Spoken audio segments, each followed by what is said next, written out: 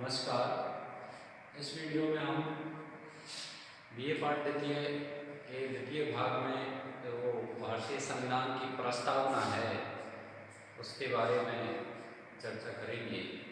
जैसा कि हम जानते हैं कि लिखित संविधानों में प्रत्येक संविधान की एक प्रस्तावना होती है और प्रस्तावना को हम उद्देशिका भी कहते हैं और नेहरू ने इसको उद्देश्य प्रस्ताव के रूप में ही प्रस्तुत किया था। प्रस्तावना संविधान की आत्मा होती है जिसमें देश की शासन नीति के आदर्श, लक्ष्य, आकांक्षाएं प्रतिबिंबित होती है। यह प्रारंभिक या परिचयात्मक कथन होता है जो संविधान के संपूर्ण अस्तित्व को सूत्र रूप में व्यक्त करता है। संविधान की जो मूल थीम है वह इसमें आ जाती है। अब इस दृष्टि से हम देखें तो संविधान की जो प्रस्तावना है उसका महत्व सुनिश्चित है, लेकिन ये बाध्य योग नहीं होती, न्याय योग नहीं होती। तो इसके जो कानूनी पक्ष है उस पर विभिन्न विचारकों के भिन्न भिन्न मत हैं। जैसे ठाकुरदास भार्गव का कहना है कि जो संविधान की प्रस्तावना है संविधान का सबसे मूल्यवान अंग है, और चूंकि मूल्यवान अंग है तो यह संविधान की आत्मा है, संविधान की कुंजी है। भूतपूर्व मुख्य न्यायाधीश डी सुब्बराव है, वो कहते हैं प्रस्तावना संविधान के आदर्शों और आकांक्षाओं को बताती है। प्रस्तावना के बारे में जो गजेंद्र प्रसाद जी हैं वो कहते हैं कि प्रस्तावना अपने आप में शासन की न तो शक्ति है न शासन का स्रोत है, और न शक्ति शासन को किसी शक्ति से वंचित करने का साधन है।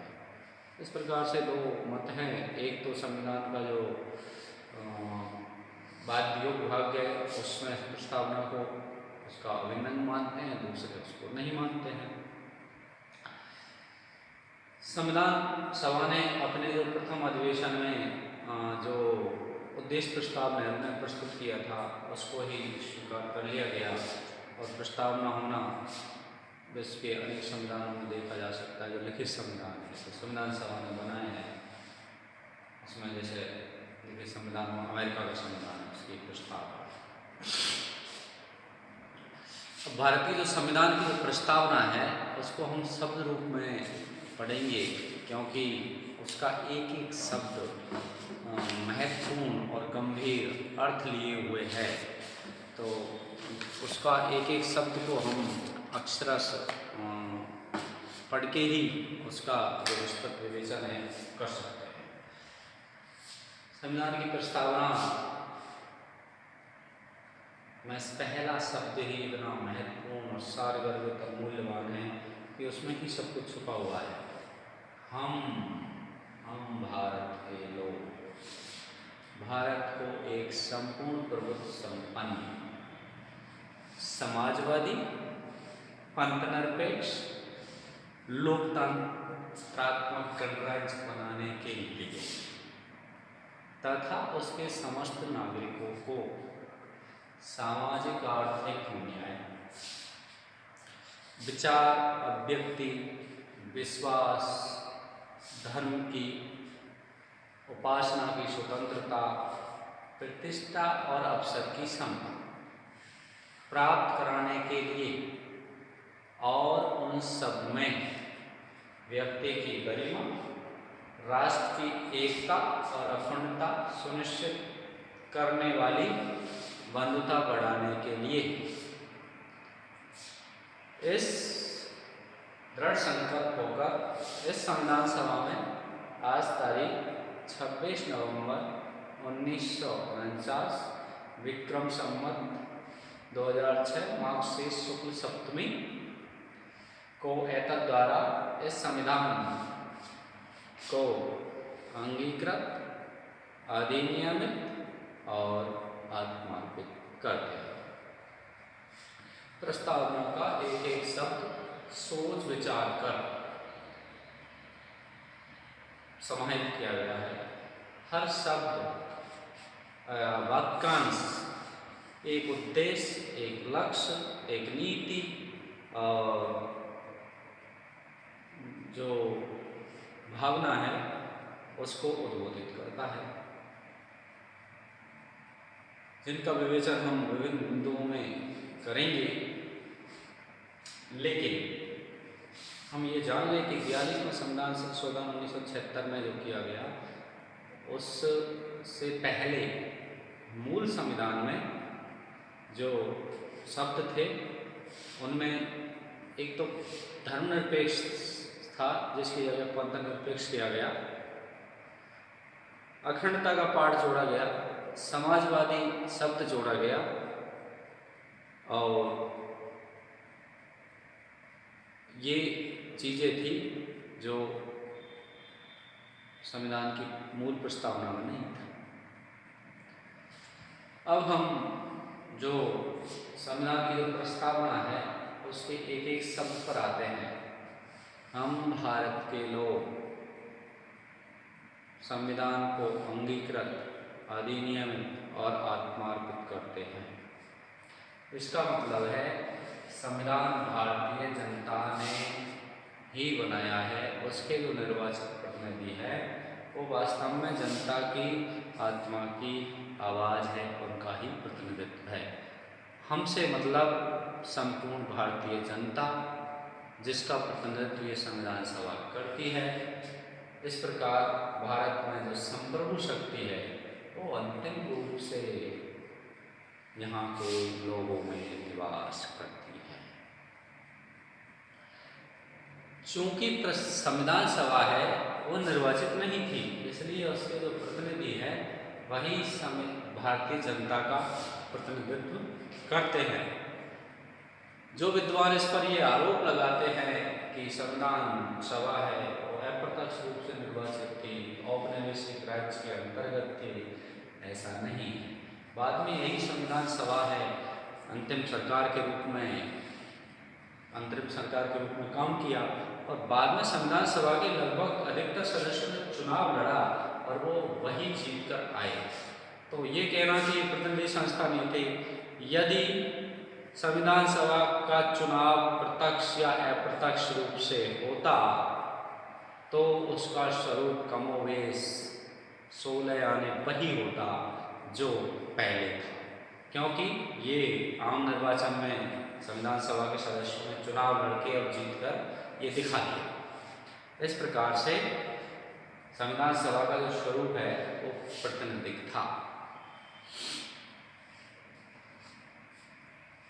हम शब्द एक प्रतिध्वनित और करता है कि हम यानी भारत के सभी लोग, सभी वर्ग, सभी धर्म, सभी जाति, जितनी भी विविधता है सब एकजुट हैं और एक इकाई के रूप में है। विभिन्न राज्य इसके अवयव हैं जो मिलकर भारत राष्ट्र को बनाते हैं और जिन्हें स्वेच्छा से पृथक होने का कोई अधिकार नहीं है। दूसरा शब्द है संपूर्ण प्रभुत्व संपन्न। भारत अब संप्रभु राष्ट्र है, जो कि 26 नवंबर 1949 को स्वीकार की गई थी, अंगीकृत की गई थी, तब भारत आजाद हो चुका था। तो जो संविधान सभा है उसने जो संविधान स्वीकार किया है वो संप्रभु राज्य की एक संविधान सभा ने किया है। अतः उसके जो भारत का जो स्वरूप है वो संप्रभु संपन्न है, वो बाहरी और आंतरिक मामलों में सर्वोच्च शक्तिशाली है। कोई उस पर दबाव नहीं डाल सकता, कोई उसके आंतरिक मामलों में हस्तक्षेप नहीं कर सकता। अब किसी अंतर्राष्ट्रीय संधि समझौते को मानने की बाध्यता औपनिवेशिक राज्य जैसी नहीं रही, बल्कि भारत इसके लिए स्वतंत्र है। किसके साथ संधि करे, किसके साथ समझौता करे, किसके साथ युद्ध करे, किसके साथ शांति की बात करे, ये भारत का स्वयं का मामला है, जिसको भारत की निर्वाचित सरकार करेगी। और चूंकि संप्रभु शक्ति अंतिम रूप से जनता में निहित है, इसलिए कोई नेता या कोई नेतृत्व या कोई दल या कोई संगठन चुनाव के माध्यम से राजनीतिक सत्ता के शिखर तक पहुंच सकता है, लेकिन उसे जनता में अपना विश्वास स्वयं रखना पड़ता है, अन्यथा जनता उसे अगले चुनाव में नकार सकती है। 76वें संविधान संशोधन से एक शब्द सम्मिलित किया गया था, वो 42वें संविधान संशोधन से 1976 में, सॉरी, समाजवाद। इस शब्द पर काफी विचार विमर्श हुआ। समाजवाद की परिभाषा चूंकि कोई निश्चित नहीं है, लेकिन उसका स्वरूप भारतीय है। प्रस्तावना की संपूर्ण जो आत्मा है वो समस्त जनता को समानता प्रदान करने का लक्ष्य रखती है। इसीलिए संविधान निर्माता इस विचारधारा को स्वीकार करना चाहते थे कि भारतीय संविधान का जो उद्देश्य है वो समतावादी समाज की स्थापना है, जिसका आधार समाजवादी होगा, और ये समाजवादी स्वरूप है वो भारतीय होगा। इंदिरा गांधी के शासनकाल में ये शब्द सम्मिलित किया गया था, और ये जो जोड़ा गया शब्द है वो भारतीय परिस्थिति के अनुकूल, ये कोई विशिष्ट सामाजिक आर्थिक व्यवस्था सोवियत संघ जैसी सामाजिक व्यवस्था नहीं है, बल्कि वह कल्याणकारी नीतियों द्वारा पिछड़े वर्ग, पिछड़े क्षेत्र हैं, उनके विकास को मुख्य धारा में जोड़ने का प्रयास करेगा। ये भारतीय समाजवाद की विशिष्टता है। उस परिप्रेक्ष्य में समाजवादी शब्द को जोड़ा गया। पंथ निरपेक्ष 42वें संविधान संशोधन में क्योंकि धर्मनिरपेक्ष शब्द से सांप्रदायिकता की बू आती है, इसे और विवादित पक्ष है, इसलिए इसको भारतीय संदर्भ या विस्तृत आयाम भारतीय परिभाषा जैसे शब्द की आवश्यकता थी, जो पंथ निरपेक्षता में मिला, जिसका तात्पर्य है राज्य का अपना कोई धर्म नहीं होगा, न ही राज्य के कार्यों का आधार कोई धर्म या पंथ होगा, और राज्य अपने कार्यों को करने में या उनको जस्टिफाई करने में धर्म का आधार नहीं लेगा, न ही नागरिकों के मध्य धर्म के आधार पर किसी प्रकार का भेदभाव नहीं करेगा। नागरिक के बीच में विवादों का निपटारा संविधान के कानून के अंतर्गत विधि सम्मत तरीके से होगा। राज्य द्वारा किसी धर्म का प्रचार प्रसार भी नहीं किया जाएगा। भारतीय संदर्भ में इसकी व्याख्या करते हुए इसके स्थान पर जो पंथ निरपेक्ष शब्द का प्रयोग किया गया है, क्योंकि धर्म एक जीवन शैली है जिसे निरपेक्ष कोई नहीं रह सकता, पर पंथ विभिन्न होते हैं। अतः भारतीय संदर्भ में पंथ निरपेक्षता शब्द का प्रयोग किया गया। इसी प्रकार से लोकतांत्रिक, यह शब्द राज्य की जो संपूर्ण शक्ति है वो अंतिम रूप से जनता में निहित करता है।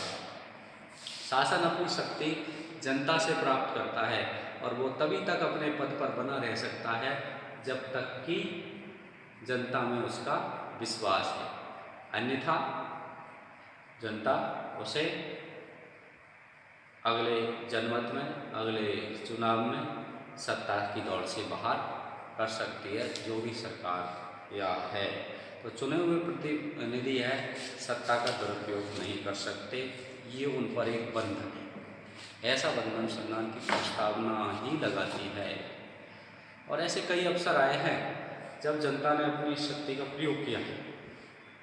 1977 में जब इंदिरा गांधी सरकार ने आपातकाल लगाया था, तो आपातकाल के बाद में जब 77 में चुनाव हुए और जनता ने उसको अस्वीकार कर दिया, और 1979 में जनता ने पुनः उस सरकार को अस्वीकार कर दिया जो संविधान के अनुसार शासन चलाने में कठिनाई महसूस कर रही थी या नहीं चला रही। इस प्रकार से गणराज्य गणराज्य का अर्थ है जिस देश का संविधान प्रमुख है वो जनता के द्वारा प्रत्यक्ष रूप से चुना जाए, वह गणराज्य कहलाता है। तो 26 जनवरी 1950 को भारतीय संविधान पूर्ण रूप से लागू हुआ और भारत अब एक गणतंत्रात्मक राज्य है, यानी देश का संविधान एक प्रमुख है, वो वंश परंपरा के आधार पर न होकर निर्वाचित होगा।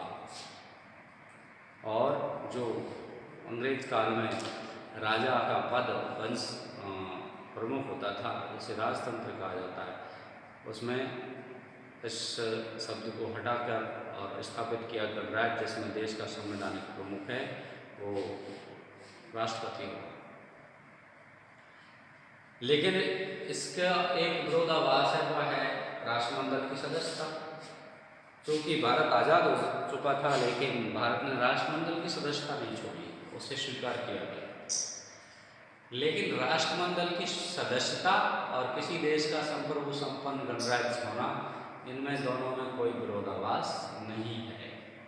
आलोचकों का जो मत है कि ब्रिटिश साम्राज्य के जो अंतर्गत रहे राज्य, उनका संगठन है कॉमनवेल्थ, उसका भारत सदस्य होने के नाते भारत गणराज्य नहीं है। लेकिन ऐसा नहीं है, उसका प्रमुख चूँकि ब्रिटेन का राजा है। तो ये आलोचना कोई मायने नहीं रखती, क्योंकि उस राष्ट्रमंडल की सदस्यता किसी देश की स्वेच्छा का विषय है, किसी को बाध्य नहीं किया जा सकता। तो ऐसी आलोचनाएं धीरे धीरे कालांतर में अपने आप खत्म हो गई। इस प्रकार से सामाजिक, आर्थिक और राजनीतिक न्याय। देशवासियों को स्वतंत्रता के समय आदर्श समाज की स्थापना का लक्ष्य संविधान सभा के सदस्यों के सामने था। तो इसलिए न्याय की स्थापना, समतावादी समाज की स्थापना, ऐसे समाज की स्थापना जिसमें कोई किसी का शोषण किसी भी आधार पर नहीं कर सके, इसका लक्ष्य रखा गया। जैसे सामाजिक न्याय का मतलब है कि समाज में जाति, धर्म, वर्ग आदि के आधार पर व्यक्ति के मध्य किसी प्रकार का भेदभाव नहीं हो, और राज्य जैसे भेदभावों को दूर करने का कानूनी और अन्य माध्यमों से प्रयास करेगा। इसकी जो जड़ परंपराएं हैं सामाजिक अन्याय की, तो संविधान निर्माता और सामाजिक अन्याय जो जाति, धर्म, वर्ग के आधार पर हो रहा था या प्राचीन काल में हुआ था, वो भारतीय जनता का जो एक वंचित वर्ग है, हाशिए पर जो वर्ग है, उसके घावों पर मरहम लगाना चाहते थे संविधान निर्माता। इसलिए सामाजिक न्याय की कल्पना का लक्ष्य इसमें रखा गया। इसी प्रकार से आर्थिक न्याय का मतलब है कि सभी को अवसर की समानता हो, साथ ही धन के आधार पर कोई किसी का शोषण नहीं कर सके, और जिन व्यक्तियों को धन के अभाव में आगे बढ़ने के अवसर नहीं हो, वो ऐसे वातावरण में रहकर अपने व्यक्तित्व का विकास कर सके या उन बाधाओं को दूर कर सके, जिससे उसका चतुर्थ विकास हो सके। क्योंकि भारत एक विकासशील देश है और उसकी सरकार रोजगार की गारंटी नहीं दे सकती, लेकिन नीति निर्देशक तत्वों में सामाजिक आर्थिक न्याय को मूल अधिकारों पर वरीयता दी गई है। अनुच्छेद 39B और C के तहत ऐसे कानून बनाने के लिए सुप्रीम कोर्ट ने भी राज्य को रोका। रोजगार के सभी को अवसर, जीवन यापन के लिए पर्याप्त वेतन या काम करने की उचित दशाएं, वितरण धीरे धीरे एकाधिकार से निकालकर उसको सार्वजनिक हाथों में देना, ऐसे कुछ प्रयास संविधान के अंतर्गत किए जाएंगे। तो ये सामाजिक न्याय की जो संकल्पना है उसको वह बृहत रूप प्रस्तुत करती है। राजनीतिक न्याय भी एक शब्द है जो संविधान की प्रस्तावना में सम्मिलित किया, जिसका अर्थ है सत्ता का अंतिम स्रोत चूंकि जनता है, इसलिए सत्ता के टॉप तक पहुंचने के लिए कोई भी व्यक्ति समान रूप से उसमें भाग लेकर पहुंच सकता है। यानी सत्ता के द्वार सभी के लिए खुले हुए हैं। सत्ता में भागीदारी निभाने का, चुनाव लड़ने का, चुनाव लड़वाने का, सरकार बनाने का या सरकार की आलोचना करने का अधिकार, और ऐसी स्वतंत्रता सभी व्यक्तियों को समान रूप से बिगड़ किसी भेदभाव के हमारे संविधान की जो प्रस्तावना है वो देने लक्ष्य रखती है। इसी प्रकार से एक लक्ष्य है, वह है विचार, व्यक्ति, विश्वास, धर्म और उपासना की स्वतंत्रता। तो कोई राष्ट्र अपने नागरिकों की क्षमताओं का पूरा लाभ यदि उठाना चाहता है और उपयोग करना चाहता है, तो ऐसे ऐसे व्यक्ति के लिए ऐसा वातावरण तैयार करना होगा, ऐसी सुविधाएं देनी पड़ेंगी जिससे व्यक्ति का बाहरी और आंतरिक विकास साथ साथ संपूर्ण परिप्रेक्ष्य में हो सके। इसके लिए उसे विचार प्रकट करने की स्वतंत्रता, अभिव्यक्ति की स्वतंत्रता, प्रचार प्रसार करने की स्वतंत्रता, संगठन बनाने की स्वतंत्रता, धर्म जो कि व्यक्तिगत मामला है उसको मानने या न मानने की स्वतंत्रता, और किसी भी प्रकार की पूजा अर्चना प्रार्थना में भाग लेने की स्वतंत्रता संविधान प्रदान करता है। इससे व्यक्ति का जो मानसिक विकास है उसमें सहायता मिलती है। तो भारतीय संविधान मौलिक अधिकारों के माध्यम से इस प्रकार की लक्ष्य प्राप्त करने में सहायक होगा, ऐसी संविधान निर्माताओं की प्रस्तावना में अपेक्षा है। व्यक्ति की गरिमा, व्यक्ति ही सभी चीज़ों का केंद्र है, या व्यक्ति सभी वस्तुओं का मानदंड व्यक्ति है। ऐसी जो अवधारणा है जो व्यक्ति को केंद्र में रखकर निर्मित की जाए वह मानववादी कहलाती है। तो भारतीय संविधान की जो प्रस्तावना है वो मानववादी परिप्रेक्ष्य में है, जो व्यक्ति की गरिमा को सर्वोच्च रूप में प्राथमिकता देती है कि व्यक्ति को सामाजिक आर्थिक न्याय, विश्वास, धर्म, विचार, व्यक्ति की स्वतंत्रता, और उनमें सबसे टॉप लेवल पर व्यक्ति की गरिमा प्रत्येक स्थिति में सुरक्षित रखी जाएगी। धर्म, जाति, भाषा, क्षेत्र के आधार पर व्यक्ति से किसी प्रकार का भेदभाव नहीं किया जाएगा और उस पर कोई भी जीवन पद्धति थोपी नहीं जाएगी। व्यक्ति की गरिमा प्रमुख है। सारे अधिकार एक तरफ हो और व्यक्ति की गरिमा भी सुरक्षित नहीं रहे तो वो अधिकार बेईमानी। साथ ही जब देश में भाषा, धर्म, जाति आदि के आधार पर जो पृथकतावाद के आंदोलन और झगड़े बहुत ज़्यादा शुरू हो गए थे, तो संविधान की प्रस्तावना में ऐसा शब्द जोड़ने की आवश्यकता पड़ गई थी जो राष्ट्र की एकता और अखंडता सुनिश्चित करने वाली बंधुता को भी सम्मिलित किया गया। इसीलिए अखंडता का जो पार्ट है वो संविधान की प्रस्तावना में सम्मिलित किया गया कि देश की एकता अखंडता को सुनिश्चित करने वाली बंधुता को बढ़ावा देना संविधान की प्रस्तावना में होना, क्योंकि भारत का जो दर्शन है वो वसुधैव कुटुंबकम पर आधारित है, जो खुद के भले के साथ साथ दूसरे का भला भी चाहता है। सारी धरती एक है, सारी धरती एक परिवार है। संप्रभु संपन्न देश के सभी नागरिकों का जो एक भावनात्मक एकता है वो सभी को मानवता की समान धर्म भूमि पर इकट्ठा करने के लिए प्रेरित करती है।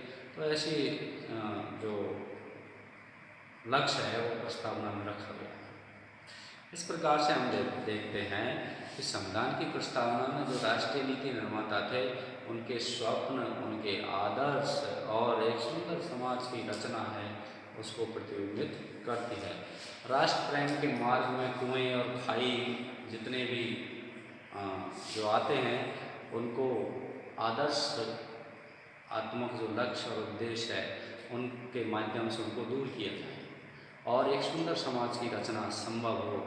इसके लिए एक एक शुद्ध जो शब्द है वो चुनकर और उस पर गहन विचार विमर्श करके संविधान की जो प्रस्तावना है उसमें सम्मिलित किया गया। इस प्रकार से हमारे जो संविधान की प्रस्तावना है वो सामाजिक, आर्थिक और राजनीतिक लोकतंत्र की स्थापना के उद्देश्य से परिपूर्ण है और अति सुंदर। धन्यवाद।